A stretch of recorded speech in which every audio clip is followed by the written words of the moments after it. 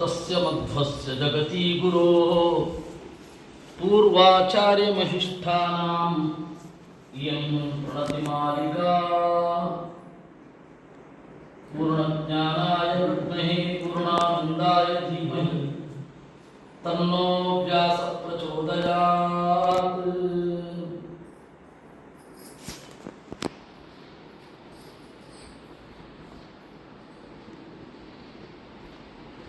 ಸುಬ್ರಹ್ಮಣ್ಯ ಪಂಡಿತರು ಅಂತ ಹೇಳಿ ಒಬ್ಬರು ಇದ್ರು 12ನೇ ಶತಮಾನದಲ್ಲಿ. ಅವರಿಗೆ ಒಬ್ಬ ಮಗ ಹುಟ್ಟಿದ. ಅದಕ್ಕಿಂತ ಮೊದಲು ಬಹಳ ಜನ ಮಕ್ಕಳು ಹುಟ್ಟಿ ಸಾಯ್ತಾ ಇದ್ರು. ಅದಕ್ಕೆ ಅವರ ತಾಯಿ ಅಲ್ಲಿ ಶಂಕರನಾರಾಯಣ ಅಂತ ಹೇಳಿ ಒಂದು ದೇವಸ್ಥಾನ, ವಿಷ್ಣುಮಂಗಲ, ಆ ದೇವಸ್ಥಾನದಲ್ಲಿ ಚೆನ್ನಾಗಿ ಸೇವೆ ಮಾಡಿ ಒಬ್ಬ ಮಗನನ್ನು ಪಡೆದರು. ಆ ಮಗನಿಗೆ ತ್ರಿವಿಕ್ರಮ ಅಂತ ಹೆಸರು. ಆ ತ್ರಿವಿಕ್ರಮ ಚಿಕ್ಕ ಹುಡುಗನಾಗಿದ್ದಾಗಲೇ ಚಂದ ಮಾಡಿ ಪದ್ಯಗಳನ್ನು ಹೆಣಿತಾ ಇದ್ದಾರೆ. ಕಲಭಾಷಣ ಏವ ಸೂರಿಕೋತಃ ಕವಿರಾಸಿ ಧನವದ್ಯ ಪದ್ಯವಾದಿ ಅಂತ. ಇನ್ನು ತೊದಲು ನುಡಿಯುವಾಗಲೇ ಒಳ್ಳೆಯ ಮಾತು, ತೊದಲು ನುಡಿಯುವಾಗಲೇ ಒಳ್ಳೆ ಪದ್ಯಗಳನ್ನು ಮಾಡ್ತಾ ಇದ್ದಾರೆ. ಆಮೇಲೆ ಕ್ರಮೇಣ ಬೆಳೆದ ಅವತ್ತು ಉಪಲಬ್ಧ ಇರುವ ಭಾಷ್ಯಗಳನ್ನು ಓದಲಿಕ್ಕೆ ಶುರು ಮಾಡಿದ್ದಾರೆ. ಏನೋ ಸಮಸ್ಯೆ ಇದೆ, ನನಗೆ ಸ್ಫುಟವಾಗಿ ಗೊತ್ತಾಗ್ತಾ ಇಲ್ಲ, ಇಲ್ಲಿ ಏನೋ ಸಮಸ್ಯೆ ಇದೆ. ಈ ಅತೃಪ್ತಿ ಕಾಡ್ಲಿಕ್ಕೆ ಶುರು ಆಯಿತು. ಅಷ್ಟೊತ್ತಿಗೆ ಅವರಪ್ಪ ಕರೆದ್ರು, ನೋಡು ಮಗ, ದೇವರನ್ನ ಗುಣಪೂರ್ಣ ಅಂತ ಚಿಂತನೆ ಮಾಡಬೇಕು. ದೇವರಿಗೆ ಎಲ್ಲ ಗುಣಗಳು ಇದೆ, ಜ್ಞಾನ ಇದೆ, ವೈರಾಗ್ಯ ಇದೆ, ತಿಳಿಯುವವರನ್ನು ಪ್ರೀತಿಸ್ತಾನೆ, ಸದ್ಗುಣಗಳನ್ನು ತಿಳಿತಾನೆ, ಸ್ವಭಾವಕ್ಕನುಗುಣವಾಗಿ ಎಲ್ಲವನ್ನೂ ಕೊಡ್ತಾನೆ. ಸೃಷ್ಟಿ ಉಂಟು, ಸ್ಥಿತಿ ಉಂಟು, ಲಯ ಉಂಟು, ಎಲ್ಲ ಇದೆ. ಈ ದೇವರನ್ನ ಗುಣ ಇಲ್ಲ ಅಂತ ಚಿಂತನೆ ಮಾಡಿ ಏನು ಪ್ರಯೋಜನ? ಏನು ಗುಣ ಇಲ್ಲ ಅಂತ ಹೇಳಿದ್ರೆ ದೇವರೇ ಇಲ್ಲ ಅಂತ ಹೇಳಿದ ಹಾಗಾಯ್ತು. ನನ್ನ ಪಕ್ಕದಲ್ಲಿ ಒಂದು ಹುಲಿ ಇದೆ, ಅದಕ್ಕೆ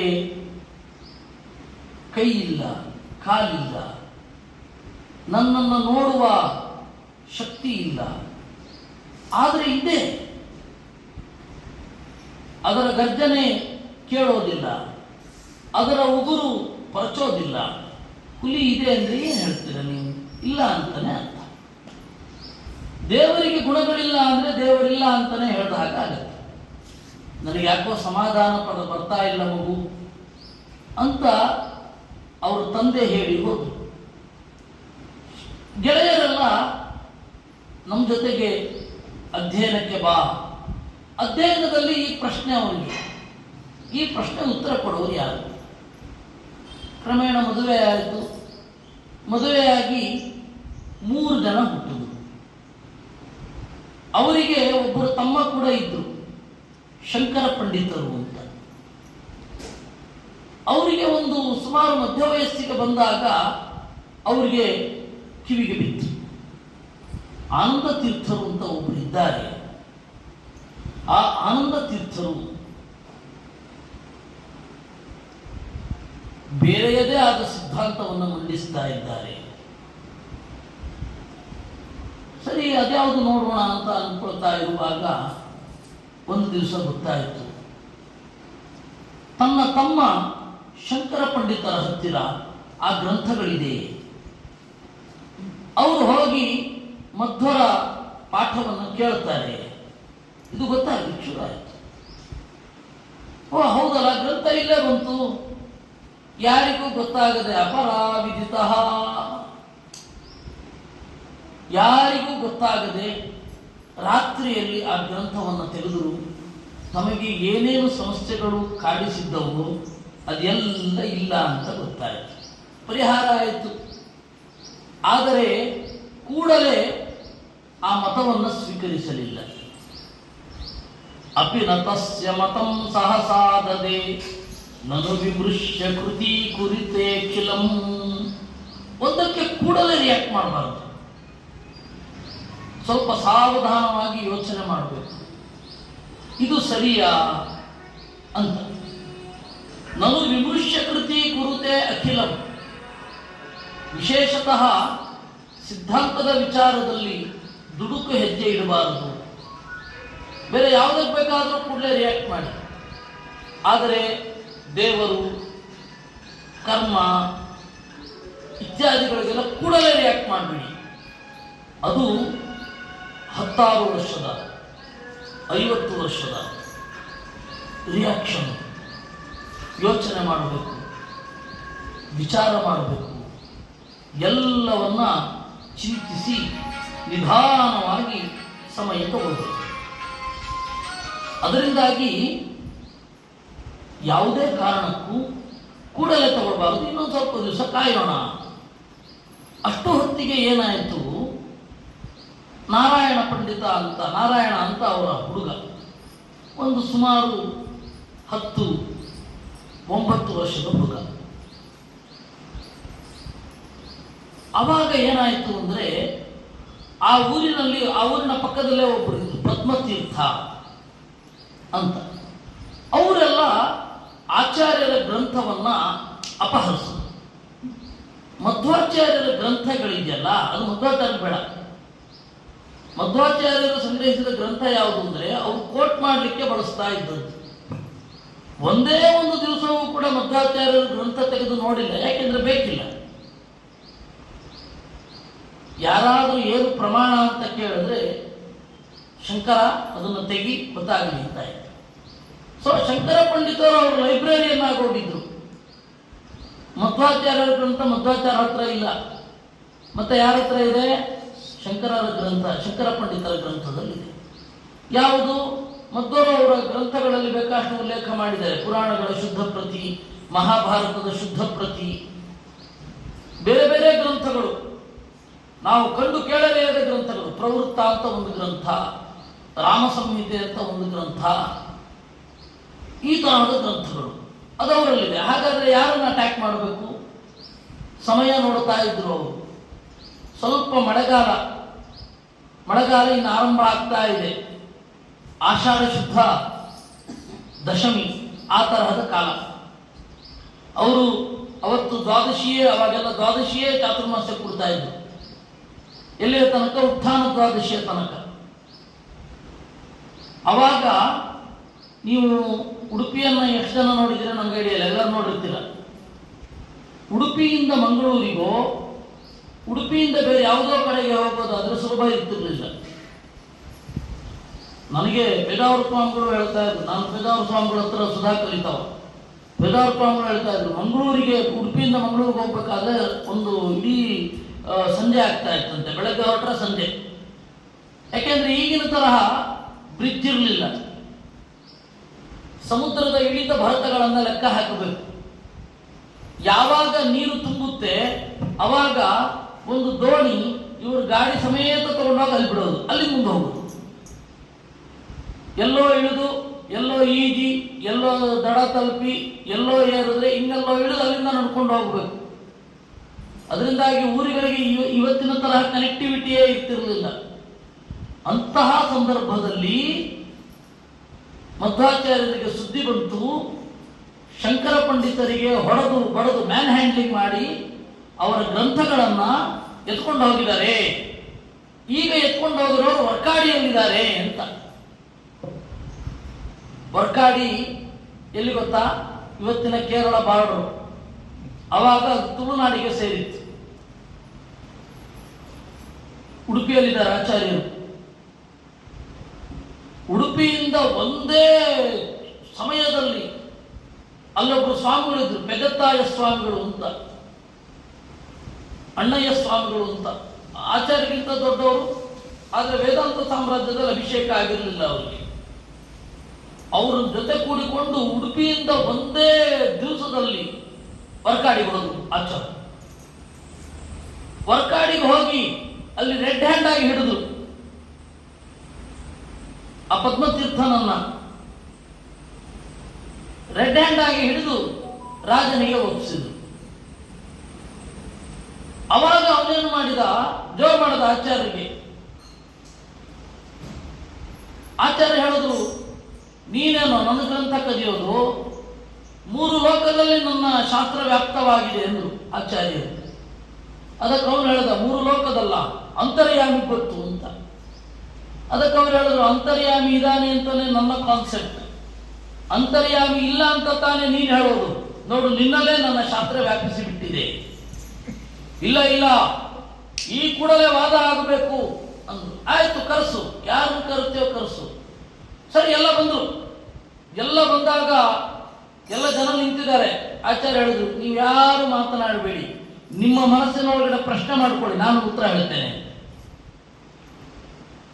ಮುಖ ನೋಡಿ ಉತ್ತರ ಹೇಳಿ, ಅವ್ರ ಪ್ರಶ್ನೆಯನ್ನ ತಿಳಿದು ಉತ್ತರ ಹೇಳಿದ್ದು ಆ ಗ್ರಂಥವನ್ನ ವಾದ ಅಂತ ಕರೆದು. ಈಗ ಅದನ್ನ ತತ್ವೋದ್ಯೋತ ಅಂತ ಕರೆಯುವುದು. ಆ ಮೊದಲ ಗ್ರಂಥದ ಹೆಸರೇನು ವಾದ ಅಂತ, ಪ್ರಾಚೀನವಾದ ಹೆಸರು. ಆ ವಾದ ಆಯಿತು. ಅವರು ಆಗ ಸೋತೆವು ಅಂತ ಹೋದರು. ಆದರೆ ರಾಜನ ವಿಚಾರ ಬಾಕಿ ಉಳಿದಿದೆ. ಅದಕ್ಕೆ ಅವರು ಆ ಗ್ರಂಥವನ್ನು ಅಲ್ಲೇ ಇಟ್ಟು ಆಚಾರ್ಯರೇನು ಮಾಡಿದ್ರು, ಹೊರಟುಬಿಟ್ರು, ನೀನು ವಿಚಾರ ಮಾಡಿಕೊ ಅಂತ. ಚಾತುರ್ಮಾಸ್ಯ ಮುಗಿತು ಅವತ್ತಿನದ್ದು. ಆ ಚಾತುರ್ಮಾಸ್ಯ ಮುಗಿದು ಆಚಾರ್ಯರು ಸಹ್ಯಾದ್ರಿಯಲ್ಲಿ ಇರುವಾಗ ಒಬ್ಬ ದೂತ ಬಂದ. ರಾಜರು ಬರ್ಲಿಕ್ಕೆ ಹೇಳಿದರೆ, ಪದ್ಮತೀರ್ಥರು ತಪ್ಪಿತಸ್ಥರು ಅಂತ ಗೊತ್ತಾಗಿದೆಯಂತೆ ಅಂತ.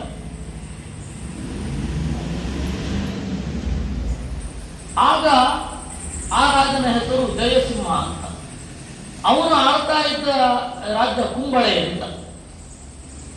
ಮಾಯಿಪ್ಪಾಡಿ ಅಂತನ್ನುವ ಜಾಗದಲ್ಲಿ ಅರಮನೆ. ಆ ಕುಂಬಳೆ ರಾಜನ ಆಸ್ಥಾನದಲ್ಲಿ ತ್ರಿವಿಕ್ರಮ ಪಂಡಿತರು ಆಸ್ಥಾನ ಕವಿಗಳಾಗಿ ಇದ್ದರು. ರಾಜಗುರು ಅವರು ಇದರಲ್ಲಿ ಯಾವುದೇ ಪಾತ್ರ ವಹಿಸಲಿಲ್ಲ. ಯಾಕೆಂದ್ರೆ ತಮ್ಮನಿಗೆ ಹೊಡೆದಿದ್ದಾರೆ, ಆದರೆ ಬಾಯಿ ಬಿಚ್ಚಲಿಲ್ಲ. ಯಾಕೆ ಅಂದರೆ ಆತುರದ ತೀರ್ಮಾನ ಆಗತ್ತೆ, ಕಾಯಣ ನ್ಯಾಯ ಏನೋ ಅದು ಹೊರಗಡೆ ಬರುತ್ತೆ ಅಂತ. ಅವನು ರಾಜ ಕರೆದ, ಆಚಾರ್ಯರನ್ನು ಸತ್ಕರಿಸಿದ. ಆಗಲೂ ಇವರು ತಟಸ್ಥರಾಗಿ ಇದ್ರು. ಆಚಾರ್ಯರ ಗುಣ ಎಲ್ಲ ಮೆಚ್ಚುಗೆ ಆಗ್ತಾ ಇದೆ ಒಳಗಡೆಯಿಂದ, ಆದರೆ ಹೊರಗಡೆ ಏನನ್ನೂ ಹೇಳ್ತಾ ಇಲ್ಲ. ಆಗ ನಾರಾಯಣ ಅನ್ನುವ ಹುಡುಗ ಚಿಕ್ಕಂದಿನಿಂದ ಆಚಾರ್ಯರು ಬೆಳಗ್ಗೆ ಎದ್ದಾಗ ಹೇಗಿರ್ತಾರೆ, ಬೆಳಗ್ಗೆ ಎದ್ದ ಮೇಲೆ ಏನೇನು ಮಾಡ್ತಾರೆ, ಸಂಜೆ ಬೆಳೆದಾಗ ಏನೇನಾಗುತ್ತೆ, ಅವರು ರಾತ್ರಿ ಏನು ಮಾಡ್ತಾರೆ, ಯಾವ ರೀತಿ ಭಿಕ್ಷೆ ಮಾಡ್ತಾರೆ, ಯಾವ ರೀತಿ ಪೂಜೆ ಮಾಡ್ತಾರೆ, ಇವುಗಳನ್ನೆಲ್ಲ ನೋಡ್ತಾ ಬೆಳೆದ. ಹಾಗೆ ಬೆಳೀತಾ ಇರುವಾಗ ಏನಾಯಿತು, ಅವನಿಗೆ ಆ ತಂದೆಯ ಮತ್ತೆ ಮಧ್ವಾಚಾರ್ಯರ ವಾದವನ್ನು ಕೇಳುವ ಸೌಭಾಗ್ಯವೂ ಸಿಕ್ಕಿತ್ತು.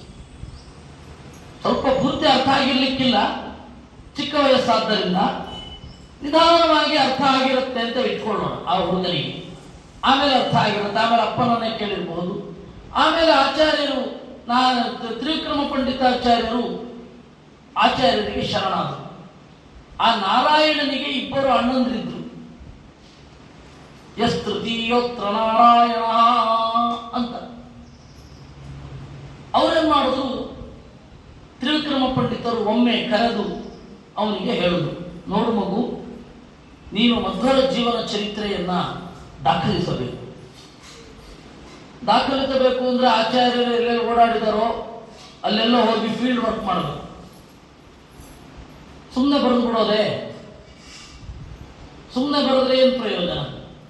ಅದಕ್ಕೆ ಅವರೇನು ಮಾಡಿದ್ರು, ಸುಮಾರು ಅವತ್ತು ಅವರು ಸಂಚಾರ ಶುರು ಮಾಡಿದ್ರು. 40 ವರ್ಷ 30 ವರ್ಷ ಅದಕ್ಕಾಗಿ ಕಷ್ಟಪಟ್ಟಿದ್ದಾರೆ. ನಾರಾಯಣ ಪಂಡಿತಾಚಾರ್ಯ ಅವರು 40 ವರ್ಷಗಳ ಕಾಲ ತಿರುಗಿ ಪ್ರತಿಯೊಬ್ಬರನ್ನೂ ಸಂದರ್ಶನ ಮಾಡಿ, ನಿಮ್ಮ ಜೀವನದಲ್ಲಿ ಮಧ್ವರ ಪಾತ್ರ ಏನು, ನೀವು ಕಂಡಂತಹ ಮಧ್ವರ ಮಹಿಮೆ ಏನು, ನೀವು ಕಂಡಂತಹ ಲೌಕಿಕ ಸಂಗತಿ ಏನು ಅಂತ ಎಲ್ಲರನ್ನೂ ಇಂಟರ್ವ್ಯೂ ಮಾಡಿದ್ದಾರೆ. ಅದನ್ನು ಅವರು ಕಡೆಯಲ್ಲಿ ಬರ್ಕೊಳ್ತಾರೆ.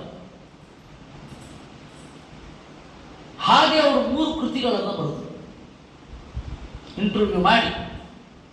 ಮೊದಲನೆಯದು ಮಧ್ವವಿಜಯ. ಆ ಮಧ್ವವಿಜಯದಲ್ಲಿ ಒಂದು ಹೊಸ ಪ್ರಯೋಗ ಮಾಡಿದ್ರು ನಾರಾಯಣ ಪಂಡಿತಾಚಾರ್ಯರು. ಎಲ್ಲರೂ ಕೂಡ ಸಂಸ್ಕೃತದಿಂದ ಲೋಕಲ್ ಭಾಷೆಗೆ ಟ್ರಾನ್ಸ್ಲೇಟ್ ಮಾಡಿದ್ರೆ ಇವರು ಲೋಕಲ್ ಲ್ಯಾಂಗ್ವೇಜ್ ಅನ್ನು ಸಂಸ್ಕೃತಕ್ಕೆ ಟ್ರಾನ್ಸ್ಲೇಟ್ ಮಾಡೋದು. ನಿಜಲಿಂಗಪ್ಪ ಇಂಗ್ಲಿಷಲ್ಲಿ ಹೇಳಿದ್ರೆ ನಾವು ಚಿಕ್ಕವರಿದ್ದಾಗ ಟ್ರುತ್ ಜೆಂಡರ್ ಫಾದರ್, ಟ್ರುತ್ ನಿಜ, ಜೆಂಡರ್ ಲಿಂಗ, ಫಾದರ್ ಅಪ್ಪ ಅಲ್ವಾ, ಈ ತರಹ ಹೇಳ್ತಾ ಇದ್ವಿ ನಾವು.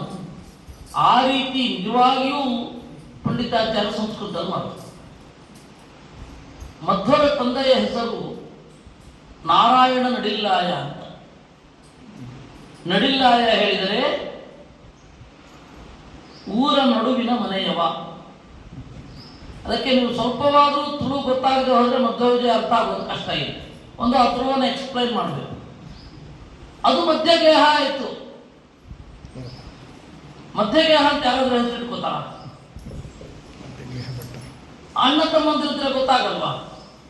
ಎಲ್ಲರೂ ಮಧ್ಯಗೇಹರ ಹಾಗಂದ್ರೆ. ಅದರಿಂದಾಗಿ ಮಧ್ಯಗೇಹ ಅಂತ ಹೇಳೋದು ಕುಲನಾಮದ ಟ್ರಾನ್ಸ್ಲೇಷನ್. ನಾರಾಯಣ ಅಂತ ಮಣಿಮಂಜರಿಯಲ್ಲಿ ಹೇಳಿದ್ದಾರೆ. ಶ್ರೀ ಮಧ್ವೋ ವಿಜಯಶ್ಚ ಮಧ್ವ ವಿಜಯ ನಾರಾಯಣ ಪ್ರೋದ್ಭವ ಅಂತ ಪನ್ನಿನಲ್ಲಿ ಹೇಳಿದ್ದಾರೆ. ಹೀಗಾಗಿ ಅವರ ಹೆಸರು ಪೂರ್ತಿ ಹೆಸರು ನಾರಾಯಣ ನಡಿಲ್ಲಾಯ. ಅವ್ರ ತಾಯಿಯ ಹೆಸರು ಸತ್ಯವತಿ. ಹರಿವಿವ ಕವಿವರಿಯಂ ಸತ್ಯವತ್ಯಾಸ್ತನೂಜಂ ಅಂತ. ಅವರಿಬ್ಬರ ದಾಂಪತ್ಯದಲ್ಲಿ ಆಚಾರ್ಯರು ಹುಟ್ಟಿದ್ದು. ಮೊದಲ ಹೆಸರು ವಾಸುದೇವ. ಆಮೇಲೆ ಅವರಿಗೆ ಆಶ್ರಮ ಆಯಿತು ಪೂರ್ಣ ಪ್ರಜ್ಞಾ ಅಂತ.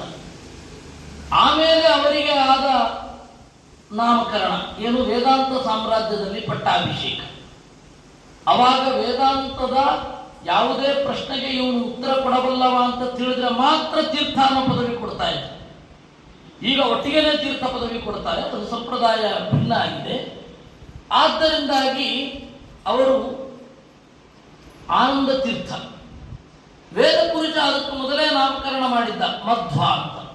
ಮಧು ಅಂದ್ರೆ ಆನಂದ, ಒಮ್ಮಂದ್ರೆ ಶಾಸ್ತ್ರ, ಆನಂದ ನೀಡುವ ಶಾಸ್ತ್ರ ಯಾರಿಗಿದೆಯೋ ಅವರು ಆನಂದ ತೀರ್ಥರು. ಅದೇ ಮಧ್ವ ಅನ್ನೋ ಪದದ ಅರ್ಥವೂ ಕೂಡ. ಇಂತಹ ಮಧ್ವರ ಕಥೆ ಬಹಳ ವಿಚಿತ್ರ.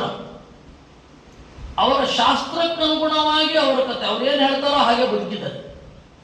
ಸಾಮಾನ್ಯ ಗಾಂಧಿಯೆಲ್ಲ ಹೇಳಿದ್ದುಂಟು, my life is my message ಅಂತ.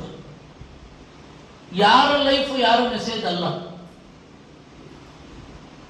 ಕಳ್ಳನ ಲೈಫು ಕಳ್ಳನ ಮೆಸೇಜ್, ಹೀಗಿರಬೇಡಿ ಅಂತ.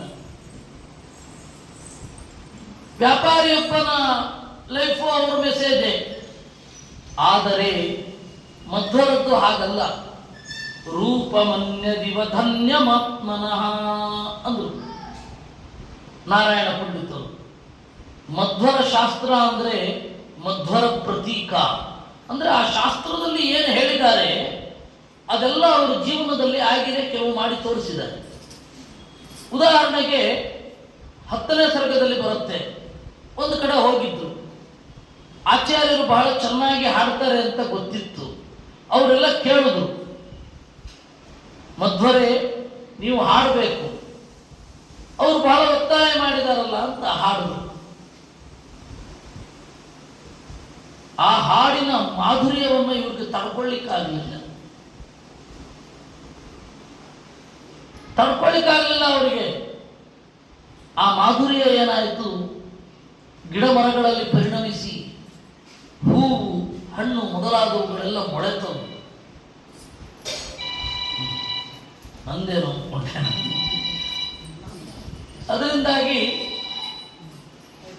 ಆಚಾರ್ಯರು ಅದನ್ನು ಹೇಳಿದ್ದೆ, ಗೀತಾ ಪುಷ್ಪ ಫಲಾವಾಪ್ತಿ ಸ್ಪರ್ಶಾತ್ ಕಾಶ್ಯಂ ರಸಾತ್ ಸ್ಥಿತಿ ಅಪಿ ವೃಕ್ಷಸ್ಯ ದೃಶ್ಯಂತೆ ಇತಿ ನ ಅನಾತ್ಮತಾ ಭವೇತ್ ಅಂತ. ಚೆನ್ನಾಗಿ ಹಾಡಿದರೆ ಹೂವು ಹಣ್ಣುಗಳು ಮೊಳೆಯುತ್ತವೆ. ಆಚಾರ್ಯರು ಹೇಳೋದು, ಗಿಡ ಮರಗಳಿಗೆ ಜೀವ ಇದೆ ಅಂತ ಹೇಳುವಾಗ ಆಚಾರ್ಯರು ಹೇಳಿದರು. ಅನುವ್ಯಾಖ್ಯಾನದಲ್ಲಿ ಬರುತ್ತೆ, ಗೀತಾತ್ ಪುಷ್ಪ ಫಲಾವಾಪ್ತಿ ಸ್ಪರ್ಶಾತ್ ಕಾರ್ಶ್ಯಂ. ಮುಟ್ಟಿದರೆ ಮುನಿಯುತ್ತೆ ಗಿಡ, ಟಚ್ ಮೀ ನಾಟ್. ಮುಟ್ಟಿದರೆ ಮುನಿಯುತ್ತೆ. ಸ್ಪರ್ಶಾತ್ ಕಾರ್ಶ್ಯಂ. ರಸಾತ್ ಸ್ಥಿತಿ. ಬೇರೆ ಬೇರೆ ಅವಸ್ಥೆಯಲ್ಲಿ ಬೇರೆ ಬೇರೆ ಎಮೋಷನ್ನಲ್ಲಿ ಇದ್ದಾಗ ಬೇರೆ ಬೇರೆ ತರಹ ಅದು ಬರುತ್ತೆ. ಅಪಿ ವೃಕ್ಷಸ್ಯ ದೃಶ್ಯಂತೆ. ಗಿಡ ಮರಗಳಿಗೂ ಹೀಗಿದೆ ಅಂದ ಮೇಲೆ ಅವುಗಳಿಗೆ ಆತ್ಮ ಇಲ್ಲವೇ? ಗಿಡ ಮರಗಳು ಅದಕ್ಕೂ ಜೀವ ಇದೆ ಅಲ್ವೇ ಅಂತ ಕೇಳ್ತಾರೆ. ಅದನ್ನ ಅವರು ಜೀವನದಲ್ಲಿ ಮಾಡಿ ತೋರಿಸಿದ್ದಾರೆ. ಅವರು ಹಾಡಿದಾಗ ಗಿಡ ಮರಗಳೆಲ್ಲ ಹೂ ತಳೆದವಲ್ಲ, ಅದರಿಂದ ಅವರು ಏನು ಹೇಳಿದರೋ ಅದನ್ನು ಮಾಡಿ ತೋರಿಸುದು. ಅವ್ರು ಹೇಳ್ತಾರೆ, ವೇದೋಕ್ತೆ ವೈದಿಕೇ ವಾಪಿ ಅಧಿಕಾರಸ್ತು ದುರ್ಲಭ ಅಂತ. ವೇದದಲ್ಲೇ ಆಗಲಿ, ವೇದದ ಗ್ರಂಥಗಳಲ್ಲೇ ಆಗಲಿ ಜ್ಞಾನ ಪಡೆಯೋದಷ್ಟು ಸುಲಭ ಇಲ್ಲ. ಅಧಿಕಾರ ಅಂತನ್ನೋದೊಂದು ಇರುತ್ತೆ ಅಂತ. ಅದಕ್ಕೆ ಆಚಾರ್ಯರು ಮಾಡಿ ತೋರಿಸಿದ್ರು. ಎಲ್ಲ ಒಂದು ಕಡೆ ಗೋಮತಿ ನದಿ ತೀರದಲ್ಲಿ ಇದ್ದಾಗ ಒಂದು ಹೇಳಿದ್ರು, ನೋಡಿ, ಯಾರೋ ಒಬ್ಬ ರಾಜ ಅವನು ಹೇಳಿದ, ನೋಡಿ, ವೇದ ಅನ್ನೋದು ಬೋಗಸ್, ಔಷಧಿ ಸೂಕ್ತ ಅಂತ ಇದೆ, ಪಠನ ಮಾಡಿದ್ರೆ ಮೊಳಕೆ ಒಡೆಯುತ್ತೆ ಅಂತ ಕೂಡ ಇದೆ. ಪಠನ ಮಾಡಿದೆವು, ಮೊಳಕೆ ಒಡಿಲಿಲ್ಲ, ಹೀಗಾಗಿ ವೇದ ಅನ್ನೋದು ಬೋಗಸ್ಸು ಅಂತ. ಅದಕ್ಕೆ ಆಚಾರ್ಯರು ಹೇಳಿದ್ರು, ಅದನ್ನ ಹೇಳುವ ಶಕ್ತಿ ಬೇಕು, ಅಧಿಕಾರ ಬೇಕು, ಅರ್ಹತೆ ಬೇಕು, ಅದರಿಂದ ಫಲ ಪಡೆದವನಿಗೆ ಇರುತ್ತೆ ಅಂತ. ನಮಗೆ ಒಳ್ಳೆಯ ಬ್ಯಾಟ್ ಕೊಟ್ಟರೂ ಕೂಡ ಸೆಂಚುರಿ ಹೊಡಿಲಿಕ್ಕೆ ಆಗಲ್ಲ. ಯಾಕೆಂದ್ರೆ ಆ ಝೀಲ್ ಇಲ್ಲ, ಆ ಪ್ರಾಕ್ಟೀಸ್ ಇಲ್ಲ, ಆ ಒಂದು ಎಕ್ಸ್ಪರ್ಟೈಸ್ ಇಲ್ಲ. ಸಚಿನ್ ಬ್ಯಾಟನ್ನ ಕೊಡಬಹುದು ನಮಗೆ, ಕ್ಯಾನ್ ಬಿ ಬ್ಯಾಟ್. ಅದೇ ರೀತಿ ವೇದವೂ ಕೂಡ ಅದು ಪ್ರಾಕ್ಟೀಸ್ ಇರಬೇಕು, ಹಿಂದೆ ತಪಸ್ಸಿರಬೇಕು, ಒಳ್ಳೆ ಭಾವ ಇರಬೇಕು.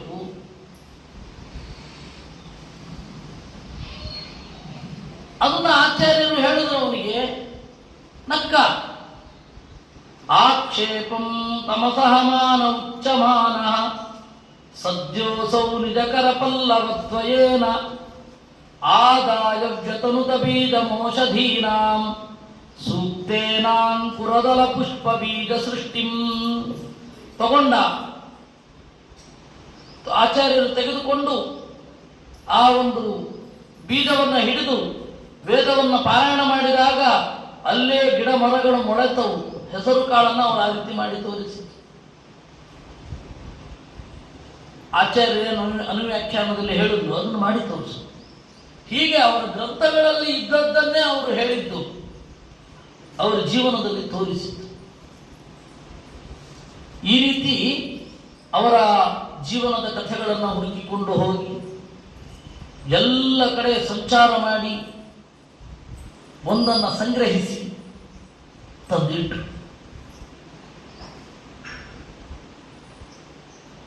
ಹಾಗೆ ನಾರಾಯಣ ಪಂಡಿತರು ಹೇಳ್ತಾರೆ, ನಾನು ಯಾವುದಕ್ಕಾಗಿಯೂ ಈ ವಿಜಯವನ್ನು ಬರೀತಾ ಇಲ್ಲ. ಕಾವ್ಯಶ್ರೀಯೇವ ಗುರುಕೀರ್ತಯೇವ ಪ್ರೋಕ್ತಂ ಸ್ವಯೈವಾಪಿ ಮನೀಷಯೈವ. ಕಾವ್ಯ ಚೆನ್ನಾಗಾಗಲಿ ಅಂತನೋ, ನಮ್ಮ ಗುರುಗಳ ವೈಭವ ಮೊಳೆಯಲಿ ಅಂತನೋ, ಅಥವಾ ಇದರಿಂದ ಸಂಪತ್ತು ಬರಲಿ, ಇದು ಯಾವ ದುರುದ್ದೇಶದಿಂದಲೂ ನಾನು ಮಾಡಿದೆ. ನಮ್ಮ ತಂದೆ ಹೇಳಿದರು, ನಾನು ಮಾಡಿದ್ದೇನೆ. ಇದರ ಪ್ರಯೋಜನ ಏನು ಅಂದರೆ ದೇವರಲ್ಲಿ ಭಕ್ತಿ. ಈ ರೀತಿ ಅವರು 1006 ಶ್ಲೋಕಗಳಲ್ಲಿ ಮೊದಲು ಹೇಳಿದರು. ಅದೇ ಹೇಳಿದನಲ್ಲ, ತುಳುವಿನ ಸಮಾನಾಂತರ ಪದಗಳಿಂದ ನಾನು ಸಂಸ್ಕೃತಕ್ಕೆ ಅನುವಾದ ಮಾಡಿದ್ದು ಅಂತ ಹೇಳಿ ಭಾವಪ್ರಕಾಶಿಕವನ್ನು ಬರೆದರು. ಆ ಭಾವಪ್ರಕಾಶಕದಲ್ಲೂ ಅನೇಕ ವಿಚಾರಗಳನ್ನು ಹೇಳಿದ್ದಾರೆ. ಈಗ ಉದಾಹರಣೆಗೆ ನೀವೆಲ್ಲ ಕೇಳಿರ್ತೀರ, ವಾಸುದೇವ ಕಿವಿಯಲ್ಲಿ ವಾಸುದೇವ ತೋಟಂತಿಲ್ಲಾಯ ಇನ್ನೊಬ್ಬ ಅವರ ಕ್ಲೋಸ್ ಫ್ರೆಂಡ್, ಆ ವಾಸುದೇವ ತೋಟಂತಿಲ್ಲಾಯನಿಗೆ ವಿಪರೀತ ತಲೆನೋವು ಬರ್ತಾ ಇತ್ತು. ಇವರು ಹೋಗಿ ಸವಿಪನೆ ವಿಜನೆ ಮುಖವಾಯುನ ಶ್ರವಣ ಗೋಚರಿತೇನ ಕದಾಚನ ಉಫ್ ಅಂತ ಊದು. ಆಗ ಅವನಿಗೆ ತಲೆನೋವು ಪರಿಹಾರ ಆಯಿತು. ಅಷ್ಟೇ ಮಧ್ವ ವಿಜಯದಲ್ಲಿರೋದು. ಭಾವಪ್ರಕಾಶಿಕೆಯಲ್ಲಿ ಹೇಳ್ತಾರೆ ಅವನಿಗೆ ಜನ್ಮಾಂತರದ ಜ್ಞಾನ ಬಂತು ಅಂತ. ಇಲ್ಲಿ ಸಂಕ್ಷಿಪ್ತವಾಗಿ ಹೇಳಿದ್ದನ್ನು ಅಲ್ಲಿ ವಿಸ್ತಾರವಾಗಿ ಹೇಳಿದ್ದಾರೆ. ಆ ಭಾವಪ್ರಕಾಶಿಕೆಯಲ್ಲೇ ಈ ಕಡೆಯ ಮಾತು ಇರುವುದು. ಆ ತರಹದ ಮಧ್ವರನ್ನ ಮನನ ಮಾಡ್ತಾ ಮಾಡ್ತಾ ಮಾಡ್ತಾ ಎಷ್ಟೋ ಸಂಗತಿಗಳನ್ನು ಬಿಟ್ಟಿದ್ದೇನೆ ಅಂತ ಹೇಳ್ಕೊಂಡಿದ್ದಾರೆ. ಎಷ್ಟೋ ಸಂಗತಿಗಳನ್ನು ಹೇಳಲಿಕ್ಕಾಗಿಲ್ಲ. ಎಷ್ಟೋ ಸಂಗತಿಗಳನ್ನು ಹೇಳಿದ್ರೆ ಬಹಳ ಹೇಳಬೇಕಾಗತ್ತೆ. ಎಷ್ಟೋ ಸಂಗತಿಗಳನ್ನು ಹೇಳಲಿಕ್ಕೆ ಹೋದ್ರೆ ದೇವಗುಹ್ಯ ತಡೆಯುತ್ತೆ. ಅದರಲ್ಲಿಯೂ ಇಬ್ಬರ ಮಾತು, ಮಧ್ವಾಚಾರ್ಯರ ಶಿಷ್ಯರಿಬ್ಬರಲ್ಲೇ ವಿರೋಧ ಬಂದಾಗ, ಅಂದ್ರೆ ಅವನು ಬೇರೆ ತರ ಹೇಳ್ತಾನೆ, ನೀವು ಬೇರೆ, ಅದನ್ನು ಬಿಟ್ಟಿದ್ದೀನಿ. ಅದರಲ್ಲಿ ಯೋಗ್ಯರು ಯಾರು ಅದನ್ನು ತೀರ್ಮಾನ ಮಾಡಿ ಖಚಿತಪಡಿಸ್ಕೊಂಡಿದ್ದೇನೆ. ಅಂದ್ರೆ ಯೋಗ್ಯರು ಅಂದ್ರೆ ಇಂದ್ರಿಯಗಳೆಲ್ಲ ಸರಿಯಾಗಿರೋರು, ನೆನಪಿನ ಶಕ್ತಿ ಗಟ್ಟಿಯಾಗಿರೋರು, ಅವ್ರದನ್ನು ಮಾತ್ರ ಹೇಳಿದ್ದೇನೆ. ಒಬ್ಬ ಇತಿಹಾಸಕಾರನಿಗೆ ಇರಬೇಕಾದ ನಿರ್ದಾಕ್ಷಿಣ್ಯ ಮತ್ತು ಸತ್ಯದ ಹುಡುಕಾಟ, ಆ ರೀತಿ ನಾನು ಕೊಟ್ಟಿದ್ದೇನೆ. ಸುಮ್ಮನೆ ಉತ್ಪ್ರೇಕ್ಷೆ ಮಾಡಿಲ್ಲ.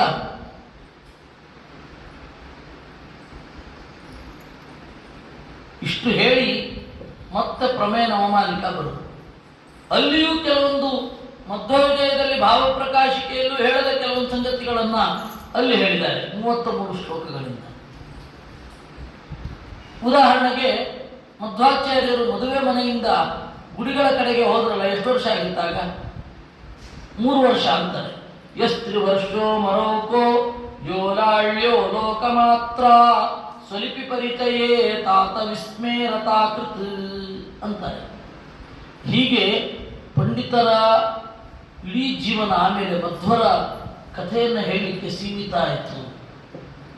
3 ಕೃತಿಗಳನ್ನು ಅವರು ಕೊಟ್ಟರು. ಇದಲ್ಲದೆ ಬೇರೆಯನ್ನೂ ಕೊಟ್ಟಿದ್ದಾರೆ.